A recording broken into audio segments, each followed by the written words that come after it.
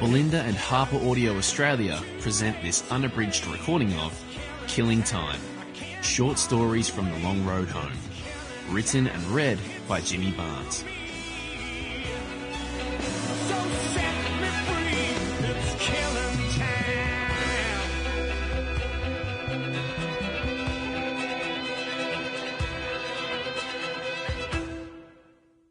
This book is dedicated to my beautiful wife, Jane, and my darling children. I love you so much. I also dedicate this book to the memory of my dear schnauzers, Oliver and Snoopy, who passed away in 2019. I miss you guys so much. I cry for you every day.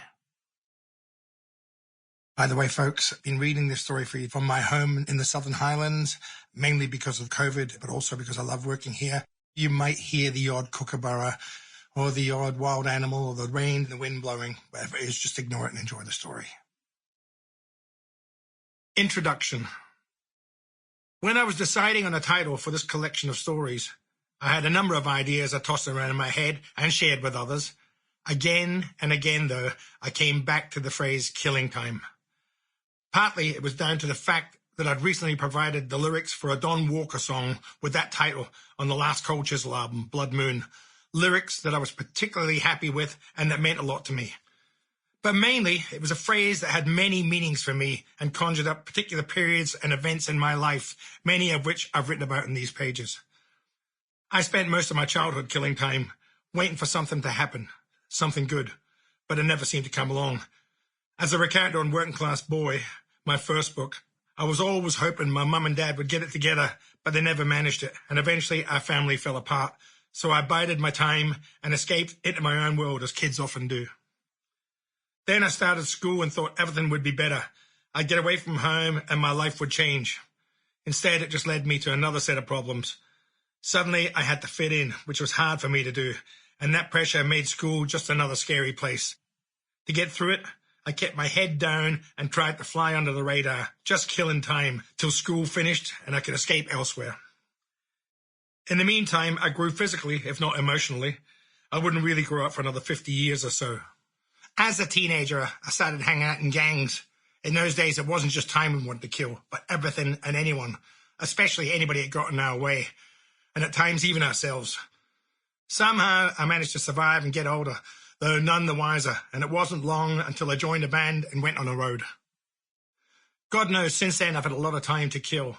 Like I said in my second book, Working Class Man, I've been on that road for over 50 years. But I'll let you in a little secret here. Rock and roll is not glamorous.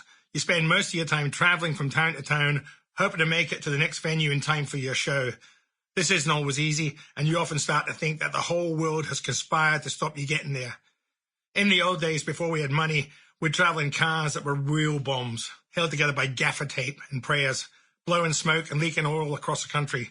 We'd drive on dirt roads without turns for hundreds of kilometres as we stared out the window, bored, trying to kill time, thinking about where we'd rather be. We'd run out of petrol in the middle of the night and get stuck in some one-horse town halfway across the Nullarbor Plain with no shop or petrol station and have to siphon petrol from a car parked in the shadows to get us to the next place. Then kill time again, waiting for the sun to come up and the servo to open so we could fill up and drive for another 2 blistering hot days to reach our show. As we got better at what we did, we could afford to fly occasionally, but the journeys could still seem impossible or interminable.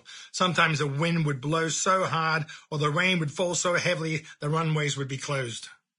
Then you could do one of two things.